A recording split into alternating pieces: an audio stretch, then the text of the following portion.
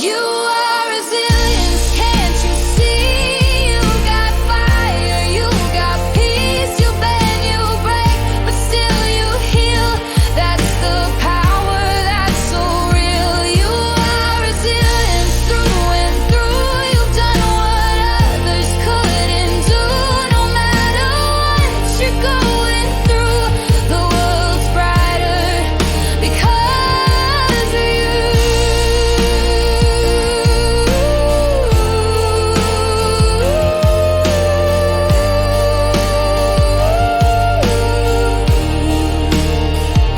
Every fall just taught you flight. You learned to glow in the night. Even when your voice would shake, you found courage you could make. So don't doubt what's in your soul.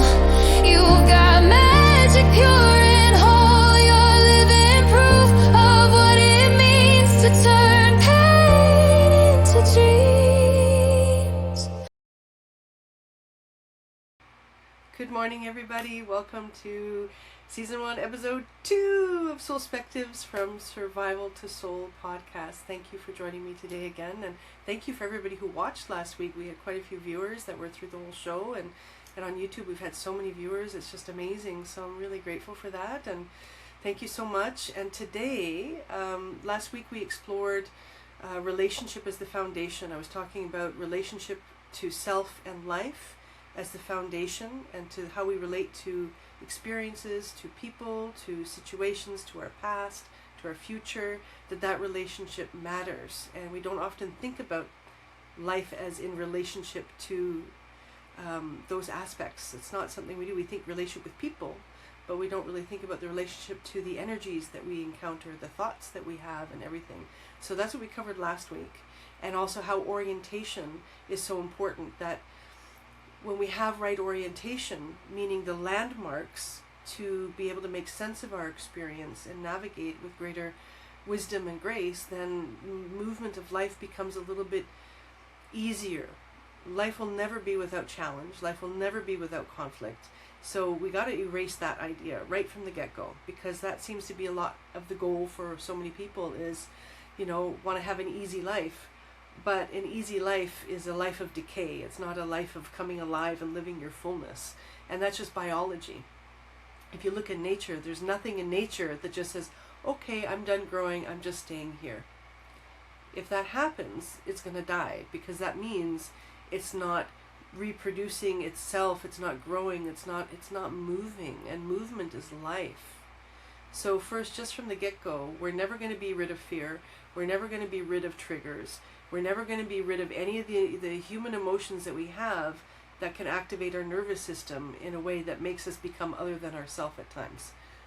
That is inevitable. And we need to give ourselves that grace, and we need to give other people that grace too, because we have a biology, we have a nervous system. I always say we have actually 3 different operating systems that are running all the time. We have our body, we have our mind, and our soul. And that's not just a metaphor. It's like, it's real, right? I have my mind. My mind is always at work 24/7.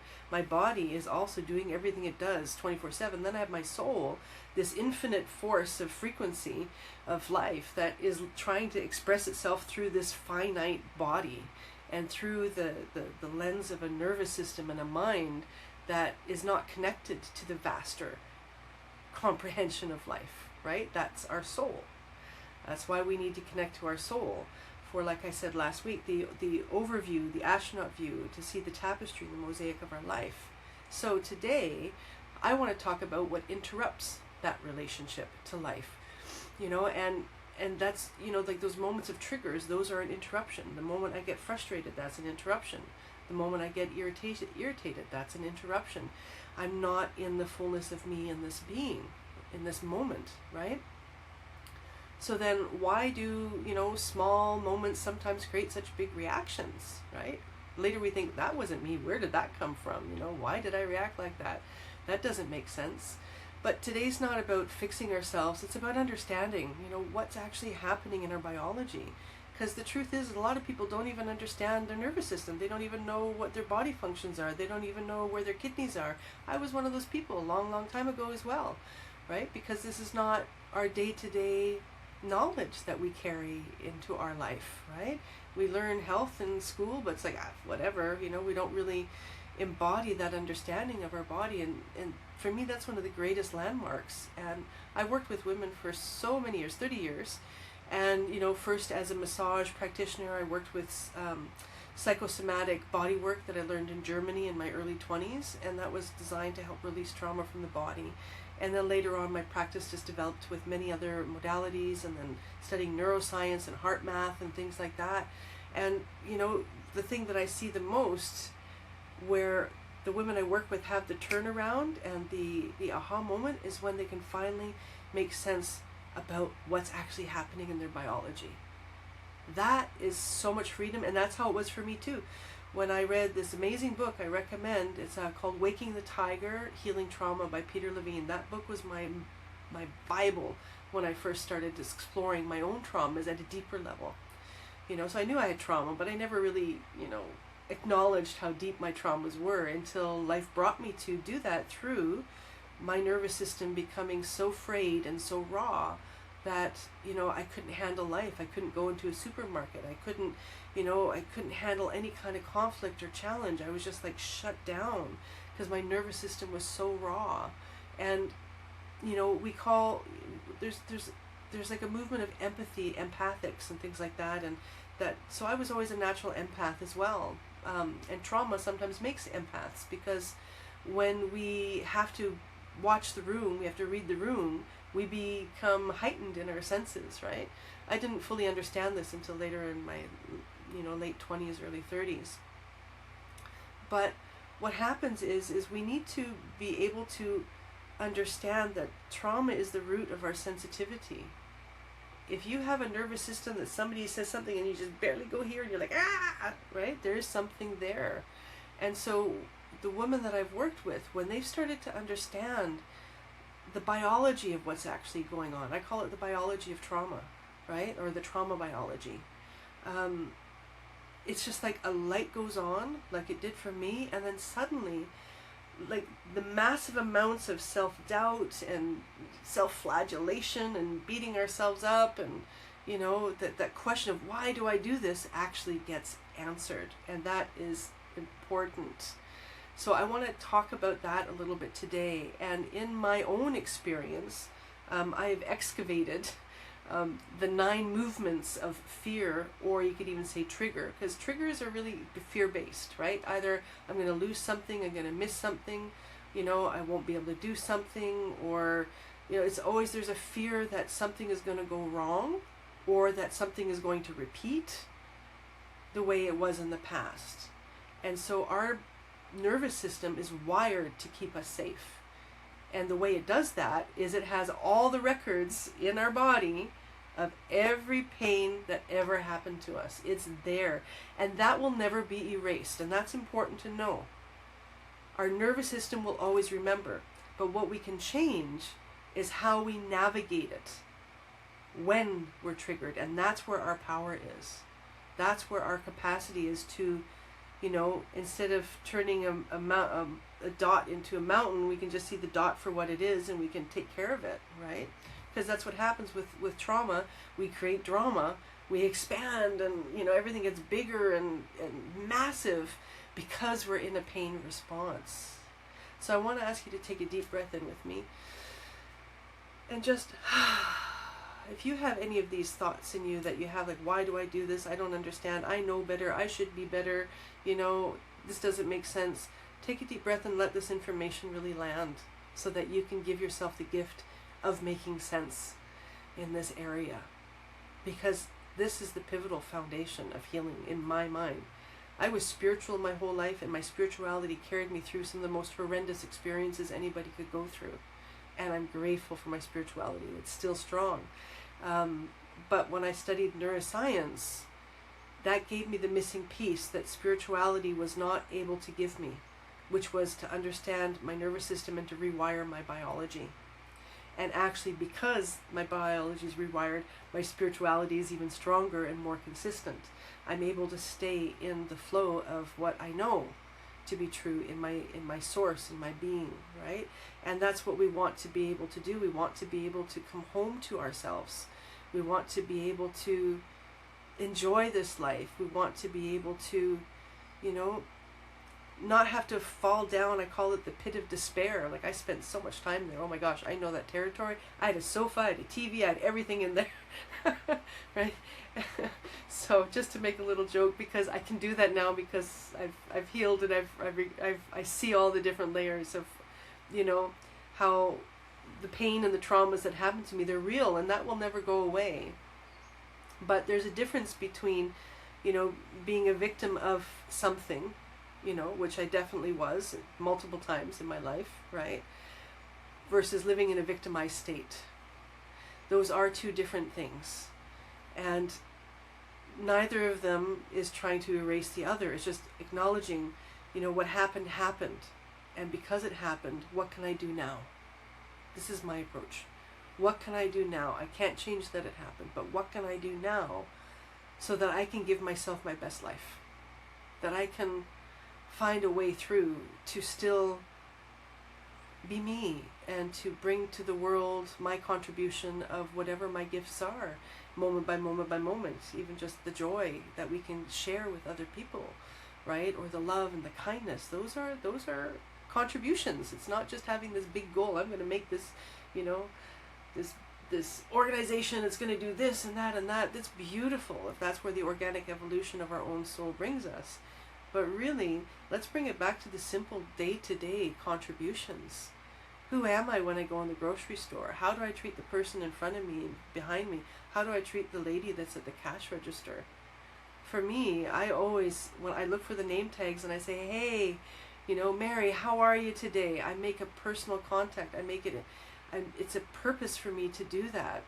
And then they light up and they're like, oh, she said my name. She acknowledged I'm a human being. Like, these are little ways that we contribute, right? Who am I on the bus? Who am I when I'm walking down the street? You know, am I engaging? Am I allowing life? Am I, you know, am I, you know, irritated and frustrated and, you know, rippling that into the universe? Let's bring it down to those contributions, because once we start to rebuild ourselves in a way that we have that inner space to actually live life versus survive life, then all of these little things, they start to have more meaning, and then we start pollinating these seeds of goodness and kindness everywhere, which we need so much right now for ourselves and everywhere, every environment. Everybody's struggling. You know, everybody has challenges, but what makes it harder is in this day and age with social media, right? It looks like everybody's life is perfect, and then so we look on social media and we're like, oh my God, they're perfect, or they are this much, or blah, blah, blah, blah, blah. Oh, but that's just like a 1% part of their life probably. You know, and studies have shown that the people who post more about their life, you know, often are the least happy in their life, right? So that study exists too. So just to give a framework. So the 9 movements of the survival response, of the fear, of the trigger, these are what I've discovered from the inside out. I didn't learn these in a book. This all came through observing my own process. And what I want to say at the beginning of this is I do have my notes here. So I will be looking at some notes because I really want to get the information to you. But what I will say here is that there's a beautiful phrase from Viktor Frankl, and he says, in between stimulus and response, there is a space. There is a moment where we have power to affect how we feel and what we're doing, right? And so I read his book, Man's Search for Meaning, in my 20s. And when I read his life, I went, man, I have no excuse. You know, he survived the Holocaust, he survived, you know, concentration camps, and he still came out loving humanity. And I was like, how do you do that? If he can do that, I have no choice. I have to deal with my traumas. I have to find my way to work through it. And that's what I have done. And this is why now that's my contribution. That's what I share, is how to do that as well. And then to come home to the bigger reality of our soul. Because if we get caught in the story too much, and we start identifying ourselves, creating identity around our story, oh, it's not a fun place to be. And I've been there. And we can't bypass it, but we can meet it in a different way, and meet it in a way that helps us to grow rather than brings us into a cycle of perpetual decay where things just get worse and worse and worse, which I've been on that precipice many times, and then, you know, reconnecting to what I know, and then the tools that I have, and then you come back out, right? So what happens, oh yes, I want to say this too, is that, and in between each of these nine doorways, we'll call them, of emotion, or where we spiral, there is a doorway that we can actually return to safety. I actually have I'll have this video, this here. So this is my video, my image of that, to give an example. And it's like a spiral, and if you see in the center there, it's returning to safety within, right? And how do we do that? Well, we do that through regulation, through learning tools, through understanding, through comprehension, through applying what we know in those moments of survival. And the thing is that until we start interrupting, you know, creating interruptions in those trigger responses, what happens is they just keep repeating, and then they get more frequent until we collapse, and we just feel like life sucks because we're like, why am I here again, right? So this is what happens. So take a deep breath. So the first thing that happens is constriction. Our breath shortens, our body tightens, all the life force in us contracts. We tend to hunch down and cover over like protection, like the shoulders, right? Your toes might grip, your buttocks might tighten, you know, your stomach gets sucked in, right? These are the things that we do the moment that there's the beginning of a trigger. It's like, and then we hold our breath, right? So then already that moment, there's a big interruption between our connection to our soul and our whole self, right? So the doorway in that moment to come back is to breathe. The moment you take a deep breath, you're interrupting the biological reaction of the trigger. So a deep breath is signaling to the body, I'm safe. Even though your mind is telling you you're not, or your nervous system saying you're not, you're here. I'm, like I said last week, 5 fingers. Here I am. This moment, I'm here, I'm safe. Right? Slow down and notice. Right? When the limbic brain activates, the frontal cortex comes offline.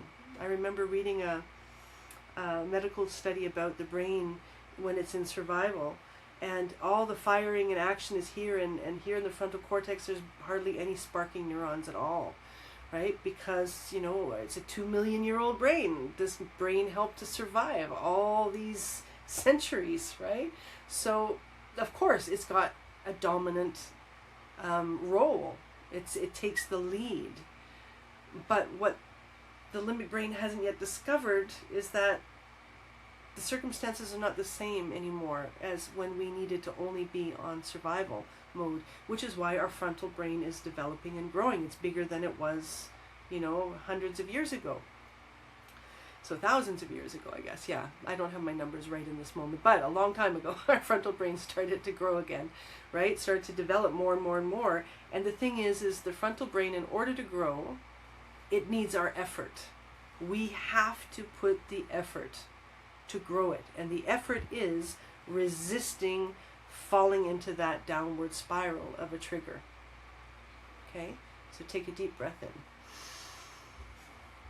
So, stage 1, we contract. Stage 2, the alarm goes off. This is when our limbic brain activates.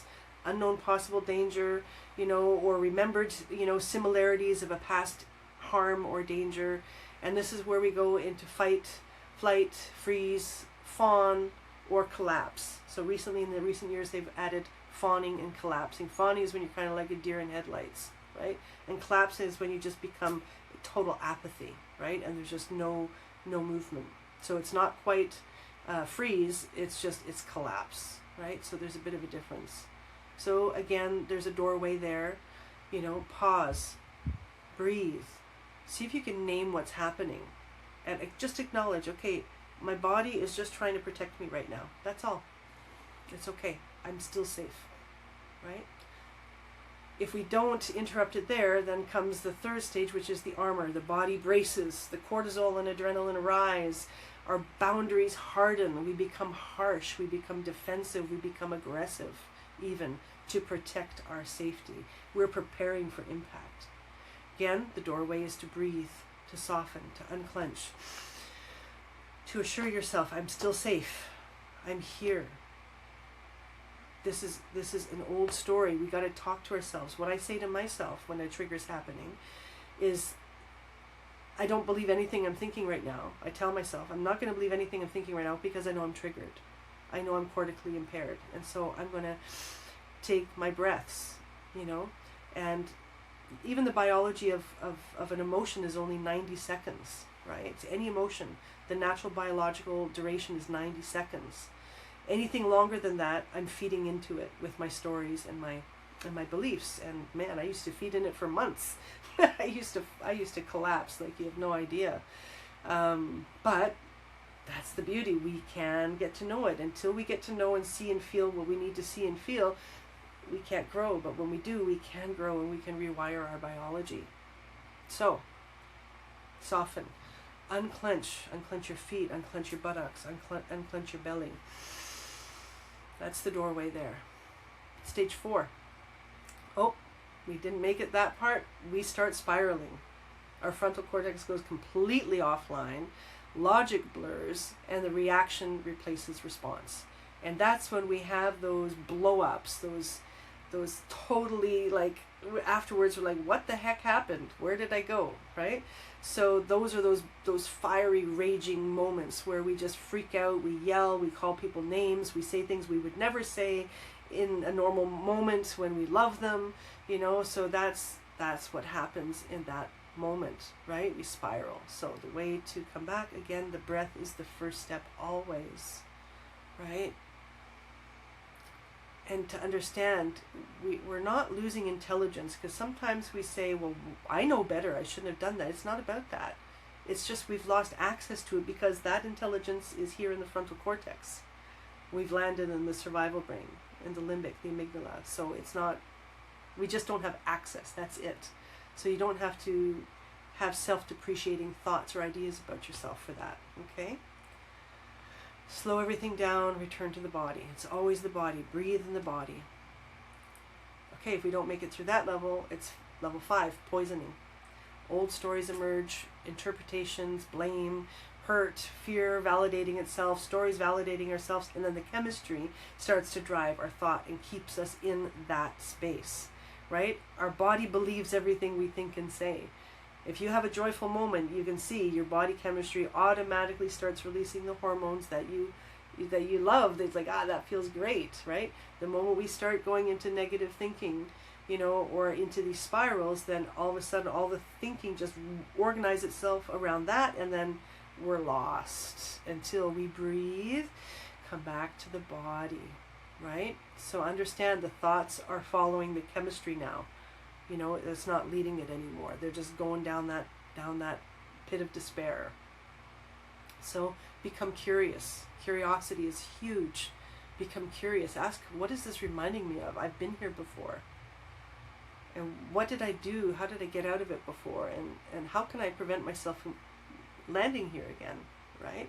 What is the knowledge that I need to learn about myself so I can change this? Deep breaths. I'm sharing a lot of information, but I hope it's really useful. Stage 6 is collapse. This is when we have landed in the pit of despair, and we feel shameful of where we are, who we are in that moment, why are we here? We feel not enough, we feel disconnected, and we feel like we're failing. The deepest pain here isn't fear, it's losing relationship with ourselves, losing relationship with life. Take a deep breath. The doorway here, self-compassion. Stay with yourself. Don't abandon yourself. Breathe. Always breathe in body, and then bring compassion in. Where is this pain coming from? And like I said in the last session, you have an inner Google search. The answer won't always come automatically. But the moment we start asking better questions, we start getting better answers. So for me, my rule of thumb is don't ask why. Don't ask why this is happening. Ask, what is happening and how can I influence what is happening in a way that helps me rather than harms me. That's my rule of thumb with my own journey. It's what I share with my clients.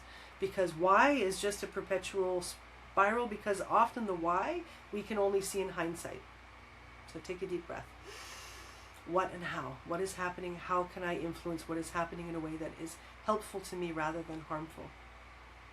Stage 7 is exhaustion. Emotional chemistry starts to fade because we have exhausted ourselves. We have wailed for the last hour or two, cried and had our anger, had our feelings and everything, and then suddenly we feel empty and then numb and then drained and confused. And so this is where that drunken state where the frontal cortex is starting to try to come back online, but the limbic brain chemistry is still intoxicating us, right? So take a deep breath there. Again, breath, body, then just rest. Acknowledge you just went through a whole process. Never judgment, just understanding this happens in all of us until we learn the map and until we learn how to know and understand ourselves better so we can help ourselves in those moments.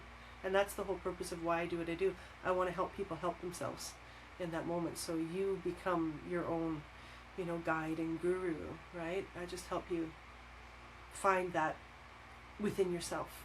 I guess that's the best way to say it, and what I'm hoping to affect through this podcast too. So then the next thing we do is we numb ourselves.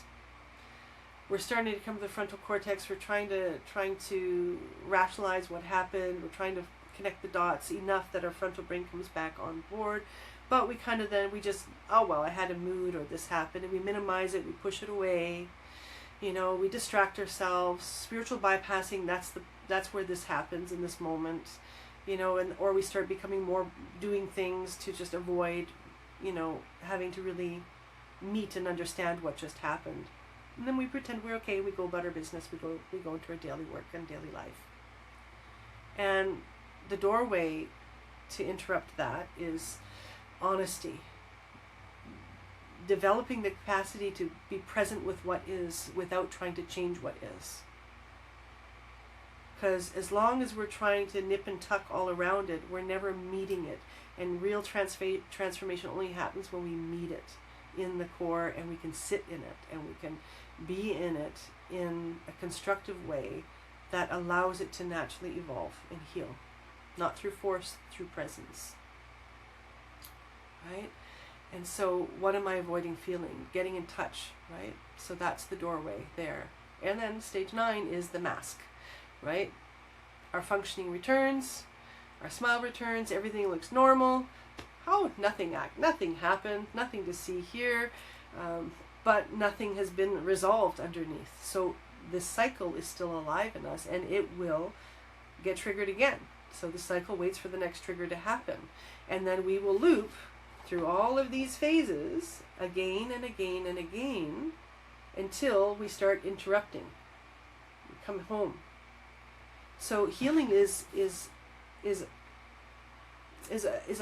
a constant engagement with our nervous system and understanding ourselves. That's what we're doing. We're learning to engage the moment rather than run away from it. So I'm going to invite you to take a nice deep breath here. I shared a lot of information. And the most important thing for me that I want you to know is that it's normal. This is a part of our biology. Please stop judging yourself. Start knowing yourself. Start understanding what's at the root here. Be curious. Be your best friend. I have a system called the PAL system, which I'll share in one of the episodes. How to be your best pal in these moments. And it's a system that is very, very effective, that it evolved out of all my years of doing my own inner work, right?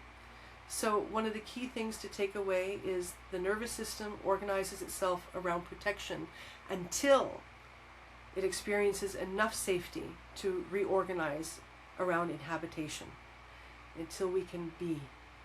So understand that's the need of your nervous system, is needing safety. And the more ways we can learn to bring that safety to ourselves, the more we can disentangle all the threads of experience that are just coming up like this in those moments of trigger. But we can start separating the threads and start seeing, oh, that's that. We can start understanding. And then it actually becomes quite a fun journey of self-discovery, right? It doesn't have to be heavy and hard. It all depends on how we engage it. So my SoulSpective invitation for this week is notice the very first moment of a constriction. Don't rush to fix it. Don't dive into it. Stay in relationship with it. Take one slow breath. Then gently ask, what is my nervous system trying to protect right now? Not what is wrong with me. Not why am I here. Just stay there, curious, compassionate, present, with love towards yourself and towards the whole of humanity that goes through this, and nobody talks about it. There's no, unless you seek it out, you don't understand. So I wish you a beautiful week. Take that with you. And thank you for spending this time with me again today. And stay curious, stay compassionate, and above all, stay in connection and relationship with yourself. That is my key thing that I want to leave with you today. And, one more small reflection is I would encourage you to weave this awareness into your daily life wherever you can.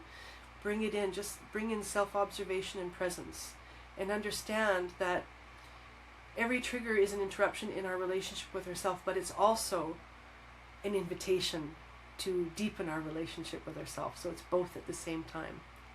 So it's an invitation to return home to ourselves. So with that, sending you into a beautiful week. Lots of love to you, and see you next week for episode 3. Thanks, bye.